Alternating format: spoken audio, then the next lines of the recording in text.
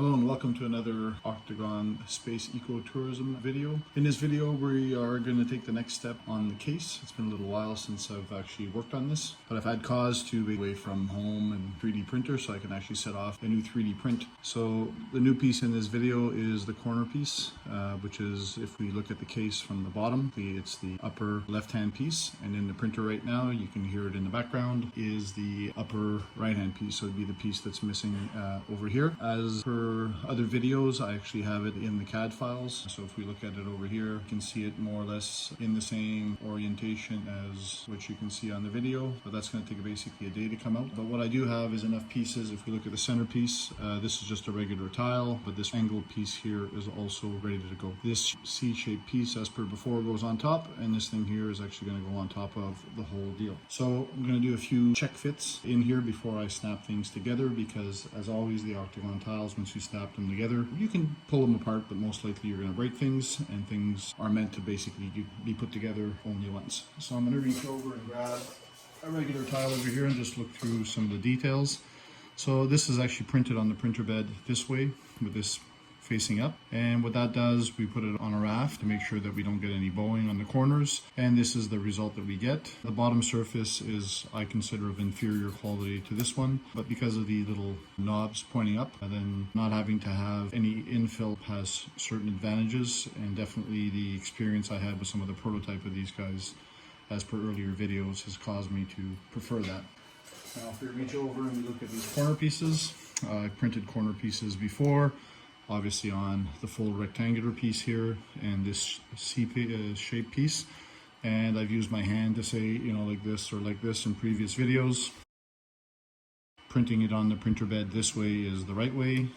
Printing it on the printer bed this way at a 45 degree leads to some of these pieces being bent, as per previous videos.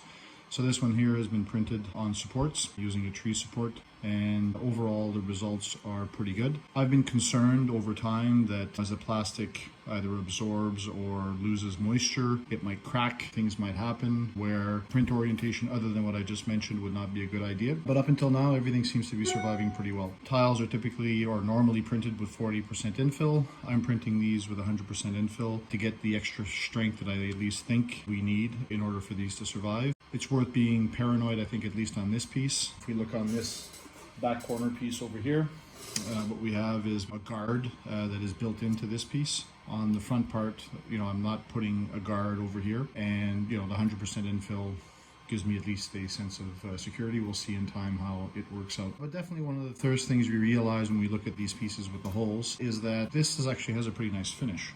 So if we're rating everything on pure aesthetics, hey, why wouldn't we do all of them like this? So yeah, so one of the cool parts now, if I move on to this new corner piece, this is actually printed standing up this way, mostly because I have an insert here. I'll describe this more later, but effectively it's to fit a leg that's going to come in. And you know, by printing it this way, I minimize there's only support in this area, which popped out quite easily. But we get a nice finish on this tile. And obviously with the bedding working this way and things wrapping around, we're going to get some strengths in terms of this thing flexing outwards in the direction that's indicated by my hand. And hopefully, you know, we don't get separation here and things falling off. So the first big piece like this that I printed that took a multitude of days are obviously the corner pieces, that one over there and that one over there. They've survived surprisingly well, but I'm not going to say 100% well. And you can see a little crack is actually developing down the edge here, and I think it's worse on one of these corner pieces than the other. But once again, these pieces have survived quite well, which leads me to start questioning whether or not print orientation of putting the original tiles, printing these one at a time this way is actually really worthwhile. So imagine if we can print a whole bunch of these all at the same time with them very tight. You know, you can easily, these are 4 mils thick. You can basically print for this to be 10 centimeters, it's 20 or something along those lines. But basically we can get a whole bunch of these at the same time, minimizing the amount of raft and maximizing the number of these things with a nice finish. But we'll put the case together and we'll see how this piece here stands up. And very similarly to the angle piece, I've actually printed this guy 100% infill. Mostly to support this leg. I'm worried about this inner corner sinking into the center of the tile, but also just as before, just to make sure that this is as strong as it can be given that only this little section over here has the same orientation as this original tile. So that's a little bit on the structural pieces. If we look at this from this side, and you'll see it as well in the CAD files, I've got a little trapezoidal leg that I've already got designed up that I'm going to print in TPU, and that's going to allow the case to stand upright and flush to the ground, so the bottom is flush to the ground, and it's going to stick out the same distance as that, which is 3 centimeters. And then I have basically this kind of like hammer head wraparound, so it's just going to be a pressure insert, and hopefully that'll be enough for it to hold on to. So overall, I'm pretty happy with this piece. I'm going to do some assembly now, but before doing the assembly, I just kind of wanted to go through this. If we look at some of the details on here, and hopefully the light will reveal it. Again, this is printed this way, but you could see these bridges here. We would try to pull this tile that's going to connect here away. We're relying on the layers that are going this way, and theoretically they're going to pull apart. Actually, I'm mistaken.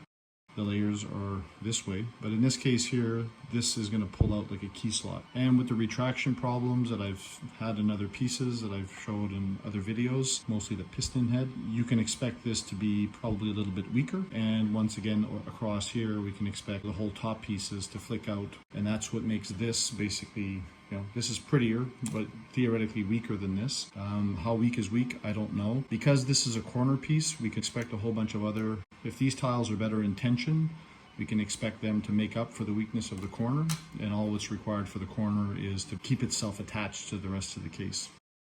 So once again, I'm pretty happy with that. And if we look at some check fitting, so as always, our reference corner is this 2-piece. Again, the outside will have the dots, so I flick this over. And if we look over here, and we put these things together without snapping them in. If I was to snap this in right now, I would basically have to start all over again, because I got to snap this in at the same time as this. But if I just do a check fit by just basically getting this in here, you know, flip it around, align it so that, you know, for the lighting, okay, I know that my check fit is going to be okay. And we just have to remember that this piece here is going to be filled, this little hole. So if we look at this overall, we have a little, something can snap in here, but there's something vacant over here. So if we grab this piece and we do once again a check fit, we're going to see that everything seems to be in order. And you can see here, this is actually swiveling, which I'm going to snap this guy to the tile first, and then I'm going to snap the 2 pieces together in here. But you can see from a check fit perspective, okay, everything is working out okay. Now the other part of the check fit, which is one of the reasons I got the camera set up this way, is obviously this corner piece here has to fit with this corner.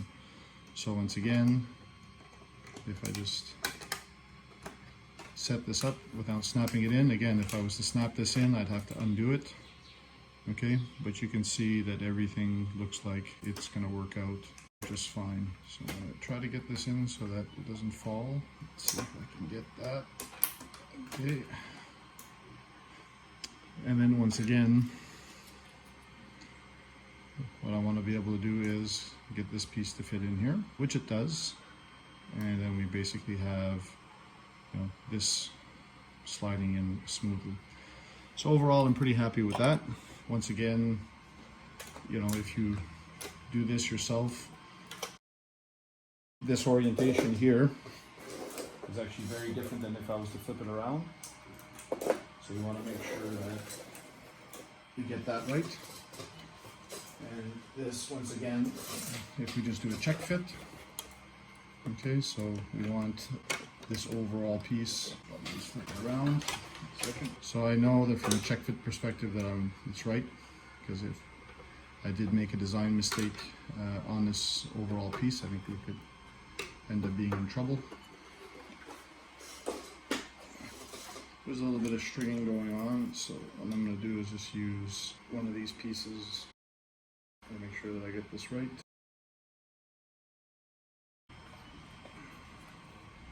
Again, the buttons have got to face downwards.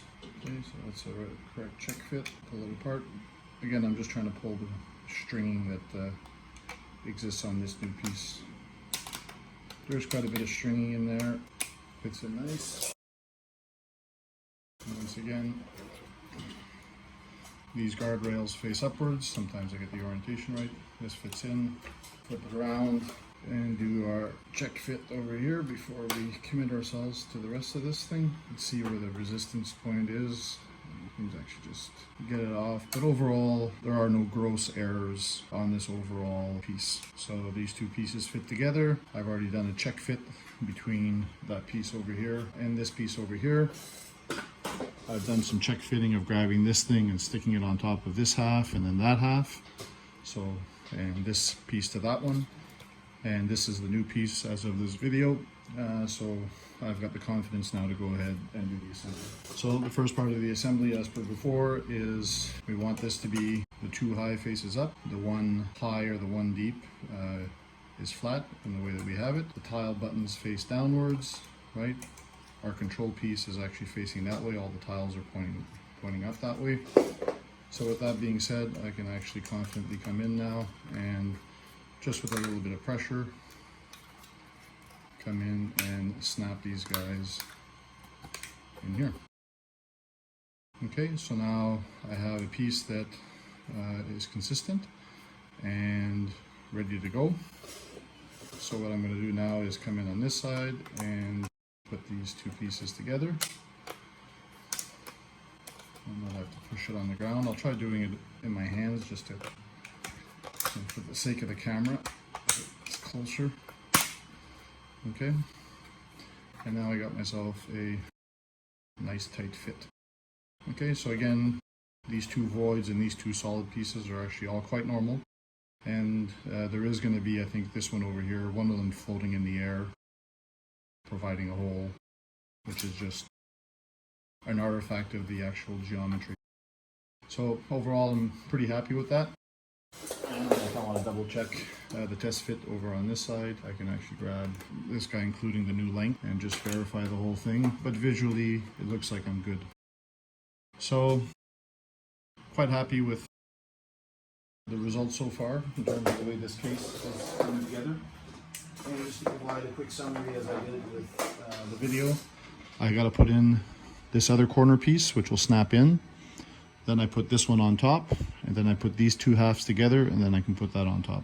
The assembly sequence is very important, and if you don't want to or need a reason to go back to the earlier videos where I actually show it, the box for my 3D printer actually fits on this side, and then in this space over here, I have enough room for the box in which my printer filament comes in. The printer filament rolls seem to be fairly standard rolls. I would assume the box sizes are fairly standard, and the idea of this is to make my 3D printer portable. Again, from an Octagon perspective, why are we doing this? Are we developing a suitcase for the sake of developing a suitcase? No. The idea of developing the tiles is to basically be able to build things that are bigger than the nominally 20 by 20 centimeter by 20 high volume of a 3D printer. And we do that with tiles. We want to find out how well the tiles work together so that we can build bigger Habs. So a habitat, once again, is kind of what it sounds like, is to create a living space, an actual room. And the idea is we want to test to see how far we can push these cells. So hopefully you enjoyed this video. The next step is going to be to print the last corner and then do the assembly that I talked about. Don't know when that next video is going to be recorded. It should come out much quicker than the time difference between the last case video and this case video. Thank you very much for your attention, and we'll catch you next time.